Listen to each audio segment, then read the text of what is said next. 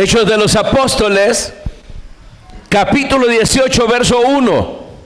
En adelante dice la palabra del Señor: después de estas cosas, Pablo salió de Atenas y fue a Corinto, y halló a un judío llamado Aquila, natural del Ponto, recién venido de Italia, con Priscila su mujer, por cuanto Claudio había mandado que todos los judíos saliesen de Roma.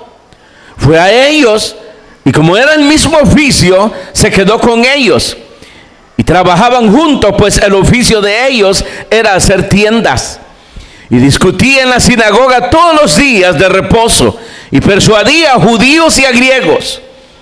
Y cuando Silas y Timoteo vinieron de Macedonia, Pablo estaba entregado por entero a la predicación de la palabra, testificando a los judíos que Jesús era el Cristo. Pero oponiéndose y blasfemando a estos, les dijo, sacudiéndose los vestidos: vuestra sangre sea sobre vuestra propia cabeza, yo limpio. Desde ahora me iré a los gentiles. Y saliendo de ahí, se fue a la casa de uno llamado Justo, temeroso de Dios, la cual estaba junto a la sinagoga. Y Crispo, el principal de la sinagoga, creyó en el Señor con toda su casa. Y muchos de los corintios, oyendo, creían y eran bautizados. Entonces el Señor dijo a Pablo en visión de noche: no temas, sino habla y no calles, porque yo estoy contigo. Y ninguno podrá sobre ti la mano para hacerte daño o mal, porque yo tengo mucho pueblo en esta ciudad. Y se detuvo ahí 1 año y 6 meses enseñándoles la palabra de Dios. Amén. Gloria a Dios. No sé qué le parece la lectura. Bien interesante. Así que pueden tomar sus asientos, queridos hermanos. Y a la luz de estos versos que hemos leído, hablar, hermanos, sobre los desafíos en la realización de la obra de Dios. Desafíos en la realización de la obra de Dios. Es decir, hermanos, que en cada ciudad que Pablo llegaba predicando el evangelio, se le presentaban, hermanos, nuevos desafíos. Ustedes recordarán cuando estudiamos al llegar a Atenas, ahí, hermano, la idolatría y la superstición, hermano, era terrible. Ahora dice aquí que llega a Corinto, conocida como la ciudad de pecado. Imagínense, solo ahí usted puede ver el desafío, hermanos, del apóstol San Pablo, enfrentar y predicar el evangelio en ese lugar.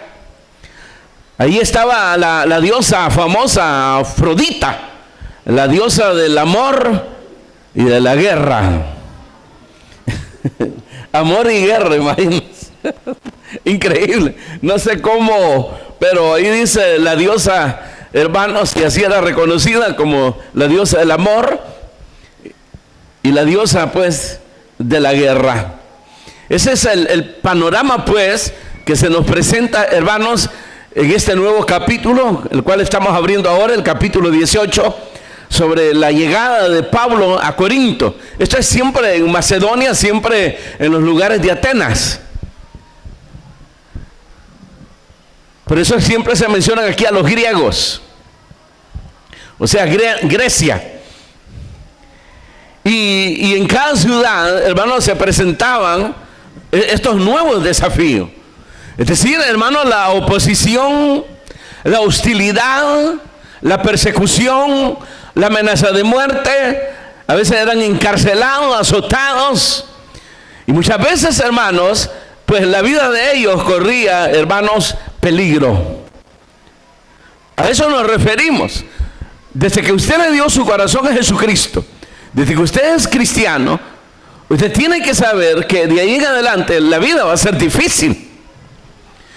Y va a ser difícil, hermanos, porque el mundo aborrece la luz, aborrece el evangelio.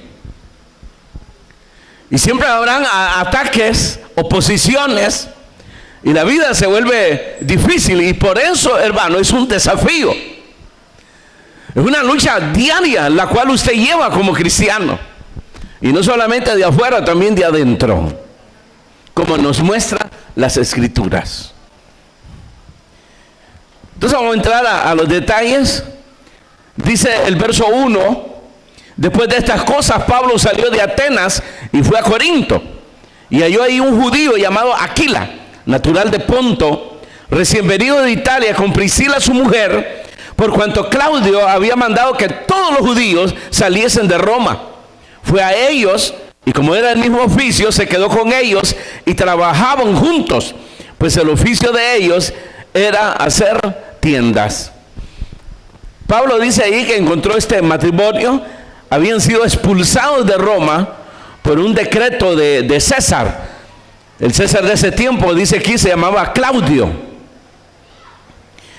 Y dice que encontró ahí, hermanos, en este matrimonio, mayormente pues en Aquila, hermano judío, encontró pues ese compañerismo en la obra de Dios. Pero también, hermanos, como eran del mismo oficio de hacer tiendas, hermanos, entonces Pablo podía ahí solventar, hermanos, lo económico. Dice ahí, acuérdense que dice que quedó 1 año y medio ahí predicando. Y a causa pues, hermanos, de que no podía, hermanos, estabilizar su vida ahí. Para empezar, pues era un viaje misionero, pero también la oposición, la resistencia a recibir el evangelio de parte de las ciudades, hermanos, hacía pues un poco difícil lo económico. Ustedes recordarán cuando ya Pablo escribe, hermanos, a las iglesias sus epístolas, ahí hace mención precisamente de todas las cosas que aquí a veces no se miran. Por ejemplo, él decía que hacía ayuno cuando no era tiempo de ayuno. ¿Qué le está diciendo ahí? Que pasaba hambre. Es decir, ayunaba no porque se proponía ayunar, sino porque no había de a dónde agarrar. Dice a veces vigilias, cuando no se convocaba a vigilia. ¿Qué le dice ahí? ¿Ah? ¿Andaba trasnochando en los bares? No lo creo. Sino por la misma causa del evangelio no podía dormir. La persecución, las amenazas. ¿Y cuántos detalles menciona? Una lista ahí de detalles, hermanos, de las humillaciones que él pasaba a causa del evangelio. Y esto, hermano, no quedó rezagado en una historia. Esto es hasta el día de hoy mayormente. Los que tomen la decisión de honrar de una manera sincera, honesta a Dios. Pero si usted es como ha venido llevando su vida asolapada, no se preocupe, todo el mundo le ama. Ahí no se preocupe usted, duerma tranquilo. Si no duerme es porque por otra cosa, pero no diga que es por el evangelio. Pero el que realmente honra a Dios honestamente y trabaja en la obra de Dios honestamente, hermanos, le suceden todas estas cosas. Y como le digo, no solo en una oposición afuera, también adentro.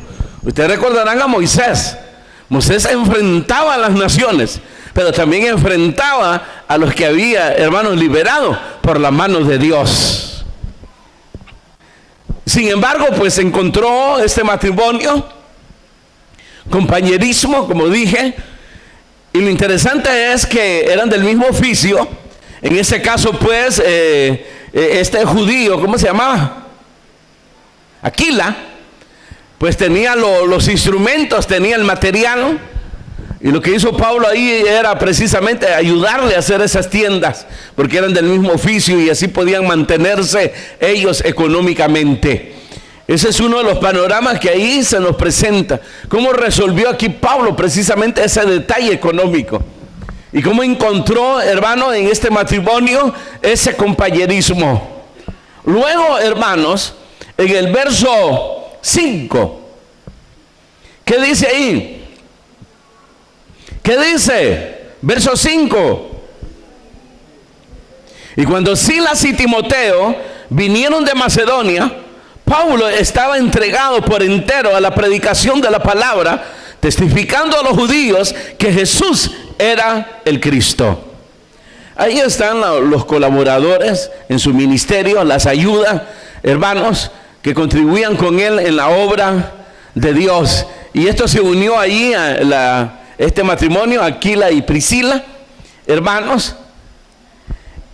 Ahora estos se habían quedado en Macedonia. Acuérdense que Pablo quiso dejar seguro a los hermanos. La nueva iglesia la dejó establecida, y mientras él se fue, hermanos, aquí a Corinto, estos dos hermanos se habían quedado terminando los últimos detalles para traer la noticia a Pablo, que habían quedado ya precisamente establecida, que alguien ahí se había levantado ya como un líder para que llevara la palabra, hermanos, y que tuviera pues todos sus detalles. Si usted lee las cartas de Pablo, menciona ancianos, administradores, menciona muchos colaboradores, hermanos, para que la iglesia no solamente estuviese fundamentada, pudiese desarrollarse y extenderse.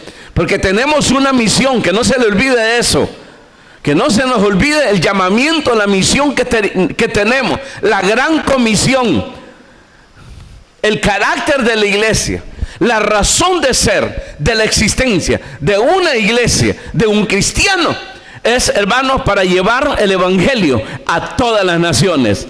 Por tanto, id y hacer discípulos a las naciones. A ustedes se les había olvidado, ¿verdad? Por eso se les recuerda. El apóstol Pedro dice: yo sé que estas cosas las sabéis, pero no me cansaré de estárselos repitiendo. Amén. De eso se trata. Ahora, si usted quiere saber lo que son realmente un compañerismo, ustedes que les encanta agarrar y tergiversan y hacen añico aquel versículo, creo que en Proverbios, cuando se habla del amigo, ¿qué dice? El amigo es como un hermano. ¿Qué dice? ¿Alguien se lo sabe? Y que lo han torcido todo y lo han hecho añicos, pensando, hermano, que eso significa que va a estar, hermano, respaldando sus maldades, sus pecados, sus blasfemias y todo eso. No, compañerismo es esto: encontrar, hermano, un matrimonio, hermano, que lo acoge, que lo atiende, y que lo hace parte precisamente para que pudiese sustentarse económicamente, hermanos, Pablo en su misión allí en Corinto. Y luego, hermanos, Silas y Timoteo, hermanos, en las cuales Pablo confió y los dejó, hermanos, ahí en Atenas, en Macedonia, para culminar los últimos detalles con respecto a esa iglesia. Y llevarle la noticia que esa iglesia quedó fundamentada, aleluya, de acuerdo a la dirección que él les había dado. Yo quiero que quede esto así, así y así y así. Y así lo hicieron, así lo hicimos. Ese es compañerismo. Que están en la buena, en el sentido de la persecución,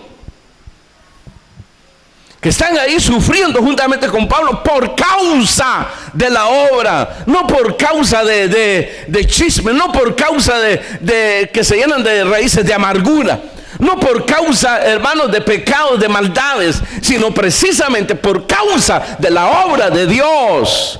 Diga gloria a Dios, hombre.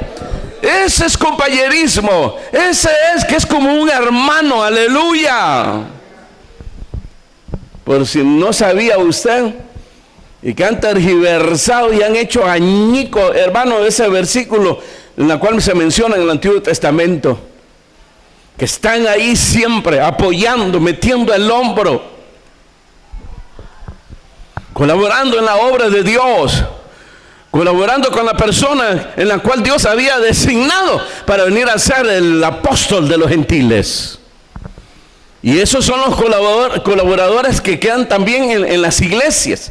Cuando se levantan diáconos, cuando se levantan servidores, es para eso. No es para que estén estorbando, No es para que le estén haciendo la vida difícil a un ministro de Dios. No es para que estén perdiendo las almas, hermanos, llenándoles de raíces de amargura, sino precisamente colaborando precisamente para que el pueblo de Dios pueda gozar de salud espiritual. ¿Están de acuerdo? No todos, ¿se da cuenta?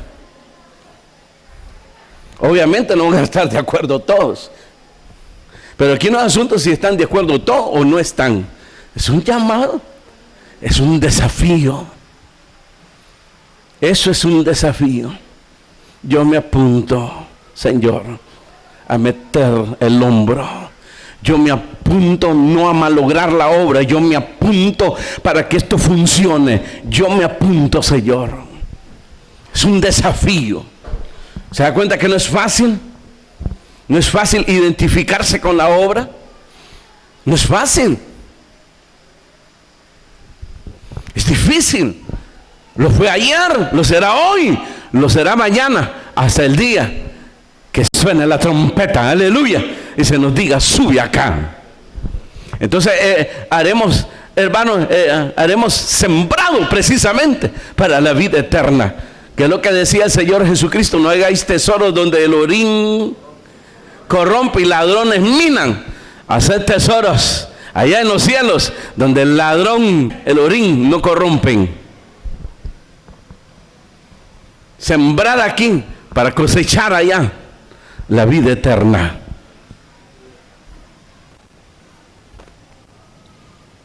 Tenemos el ejemplo, qué hermoso ese ejemplo, que también lo están haciendo añicos. Ahora nos están diciendo que David y Jonatán, hermanos, vivían juntos. ¿Ah? Y muchos pastores ya están enseñando eso, hermanos. Cuando lo que se habló es de un compañerismo y de un temor de Dios, donde el heredero del trono oficialmente le correspondía heredar, hermanos, el trono a Jonatán. Pero se había dado cuenta que David era el ungido.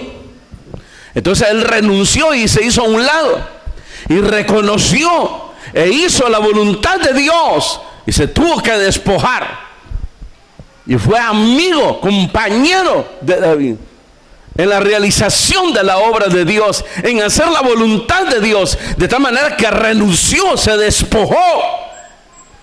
Muchos no quieren despojarse, no quieren renunciar a las concupiscencias de su carne, y se desbordan en las pasiones carnales, dice la Escritura, de donde vienen, dice, las guerras y las divisiones. Esto es compañerismo, queridos hermanos. Amén. Verso 6. Eso solo era un paréntesis. Pero oponiéndose y blasfemando a estos, hablando a los judíos, les dijo, sacudiéndose los vestidos: vuestra sangre sea sobre vuestra propia cabeza. Yo limpio, desde ahora me iré a los gentiles. Y saliendo de ahí se fue a la casa de uno llamado Justo, temeroso de Dios, la cual estaba junto a la sinagoga. Verso 9.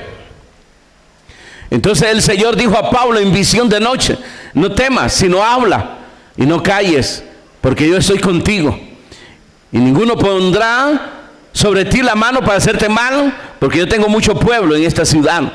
Y se detuvo ahí 1 año y 6 meses enseñándoles la palabra de Dios.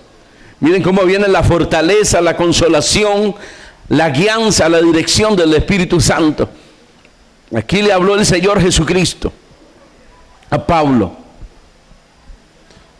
Ante tanta hostilidad y resistencia a la obra de Dios de parte de los judíos, entonces Pablo toma la decisión de no seguir insistiendo con ellos en la predicación, mostrándole a Jesucristo como el Mesías, como el Cristo. Una decisión que hoy puede ser mal vista. Y ama, dice, y se cansó de predicarle a los judíos. ¿Dónde está el amor de Pablo?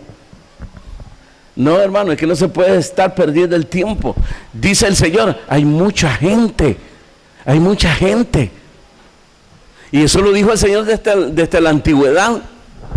si ustedes no me quieren servir, le dijo a los judíos, yo tengo gente, de donde se pone o se levanta el sol hasta donde se pone. Gente que me busca, que me ama y que me adora. Hay mucha gente. A Jesús muchas veces en la ciudad lo querían retener. Quédate con nosotros, le decía a la gente. Y él decía que no podía. Él tenía que seguir adelante. Porque su meta era llegar a Jerusalén, donde iba a realizar la expiación por nuestros pecados. Y aquí él vio, hermano, que ya no podía estar con ellos. Además, él había sido llamado para predicarle a los gentiles. Pero el amor hacia los judíos, él se desviaba precisamente. Y en las cartas que él escribe, habla, hermano, de ese amor hacia los judíos. Aún dice, yo quisiera ser anatema, con tal que Israel sea salvo. Toda Israel. Dios es testigo cómo los amo a ellos. Porque yo también soy judío. Soy de la tribu de Benjamín. Son mis raíces.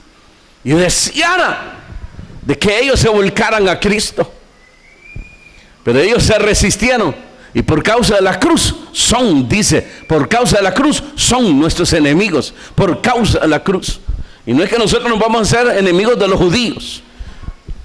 Ellos aborrecen el evangelio.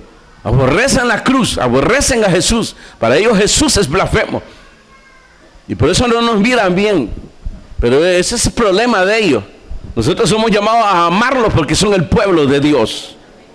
¿Sabía usted que todavía son el pueblo de Dios? Ah, bueno.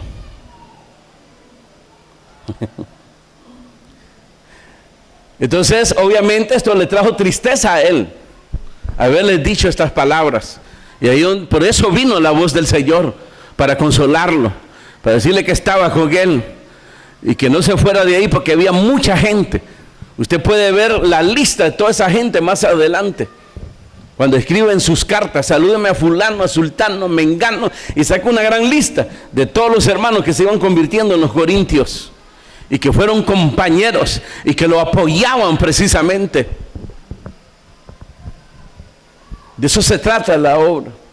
Esa es nuestra vocación. Y estamos para hacer la voluntad de Dios y no salirnos de ahí.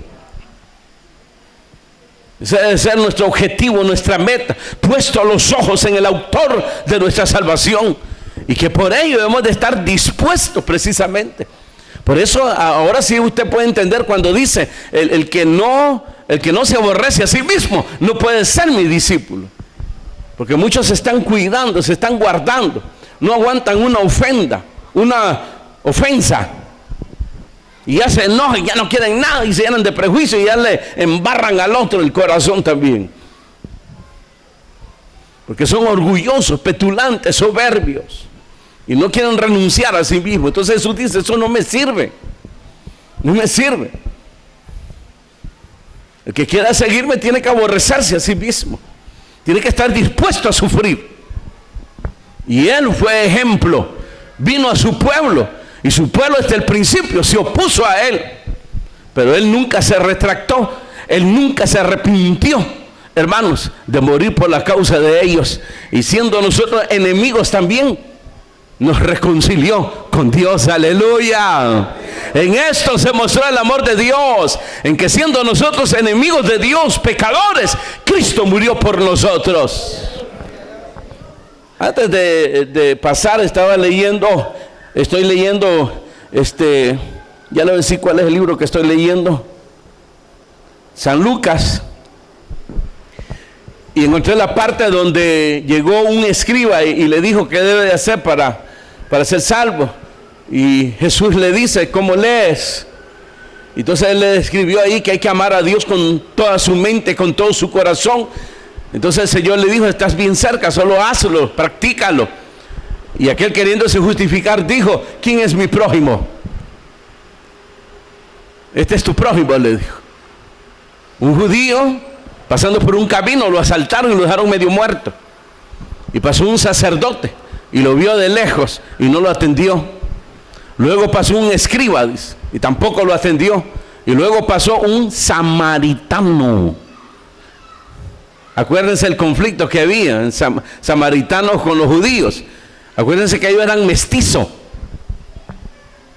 y no se llevaban bien. No permitieron que Jesús pasara por su lugar cuando él iba a Jerusalén.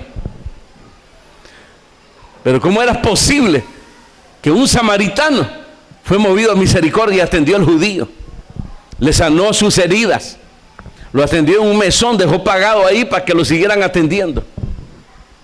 Entonces le dice, ¿quién es el prójimo ahí? El que tuvo piedad del que habían asaltado. Entonces ve y hazlo. ¿Se da cuenta de ese detalle? La práctica. No os canséis de hacer el bien, dice la Escritura. Aborrecernos a nosotros mismos con tal de que las personas se salven, conozcan el Evangelio. Y tener paciencia. Paciencia.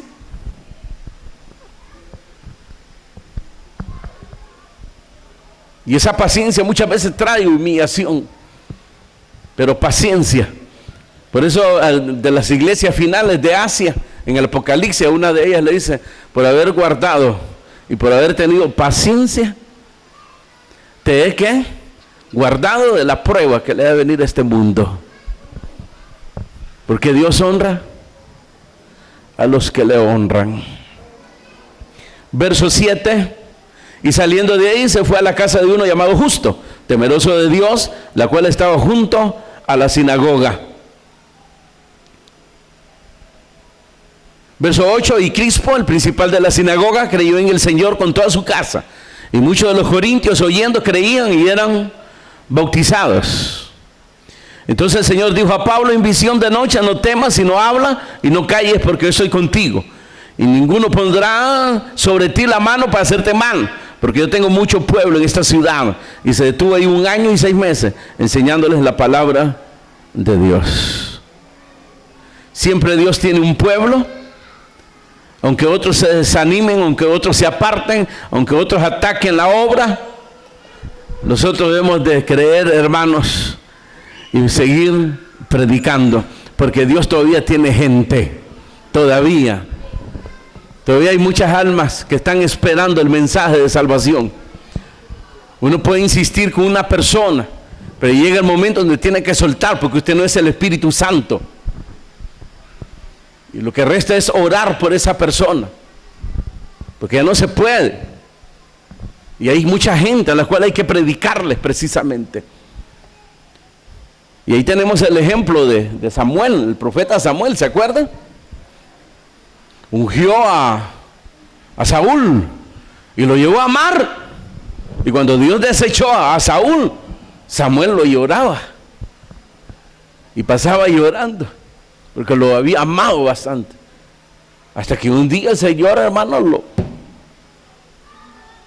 última vez que me lloras por Saúl, porque yo lo he desechado.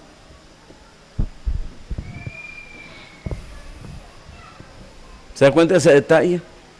¿Dejó de amarlo el Señor a Saúl? No. Es cuando la gente se aparta totalmente y no quiere nada de Dios. Nada, se han prejuiciado. Y usted no puede hacer nada ahí. Ahí solo el Espíritu Santo. Y si quiere que Dios los salve, ore por ellos. Porque al final son almas que necesitan de Dios. Acordémonos que hay un cielo y un infierno. Y nosotros no podemos esperar que se extravíen. Tenemos que orar por ellos, porque son almas que necesitan de la salvación, que se han extraviados, que han sido envueltos otra vez en las tinieblas de la ignorancia de este mundo y del pecado. Y aquí el Señor le confirma precisamente que había gente. El del principal de la sinagoga se convirtió con su familia, dice ahí. Y otros se añadieron, y otros. Entonces él se quedó 1 año y medio, dice ahí, enseñándole, es decir, dejar, hermanos, bien establecida esa obra en Corinto. Y acuérdense que Corinto, la iglesia de Corinto, fue una de las grandes obras que dejó precisamente el apóstol San Pablo. Era una de las más grandes que había. Y era muy conocida. Habían recibido, hermanos, los dones del Espíritu Santo. 9 dones. ¿Así es? ¿Sí? 9 dones.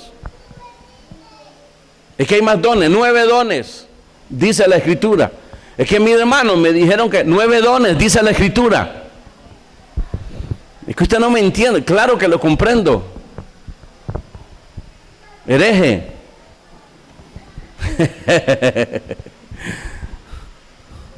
Quieren añadirle. No, 9 dones. Y la iglesia de Corinto, hermano, practicaba los 9 dones del Espíritu Santo. Era una iglesia grande, espiritual. Y usted va a ver ahí que tuvo sus deficiencias y que pudieron superarlo porque buscaron precisamente el auxilio del ministro para que las cosas volvieran a su lugar y la iglesia continuara precisamente, hermanos, en su obra. Eso lo puede leer en su casa, 1 y 2 de Corinto. Amén y amén. La pregunta sería, hermanos, sabiendo que la vida espiritual, nuestra relación con Dios, la vida cristiana, ser parte de una iglesia es un desafío, es una lucha diaria.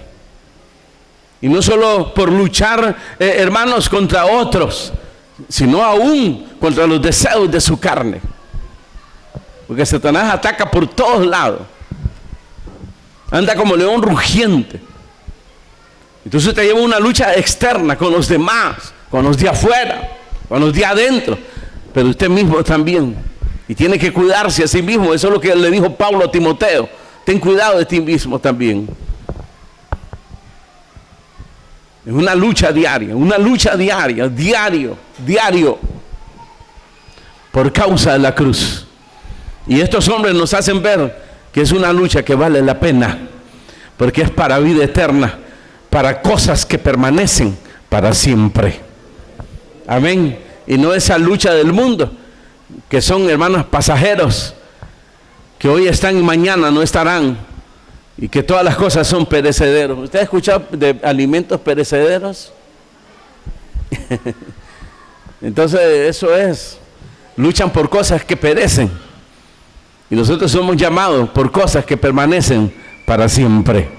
Amén. Cierre sus ojos y dígale: Señor, gracias por tu palabra. Gracias. Porque hay muchas cosas que ignoramos y por eso tropezamos con facilidad. Ayúdanos cada día, alumbra los ojos de nuestro entendimiento, que nuestra lucha no sea en vano, Señor, sino que tú nos guíes siempre. Alumbra los ojos de nuestro entendimiento, que podamos conocer tu voluntad, tu propósito, y que nuestra vida esté ahí, Señor, siempre en tus propósitos, en tu voluntad, Señor. Bendícenos cada día. Y que cada día podamos brillar para tu gloria. En el nombre de Jesús.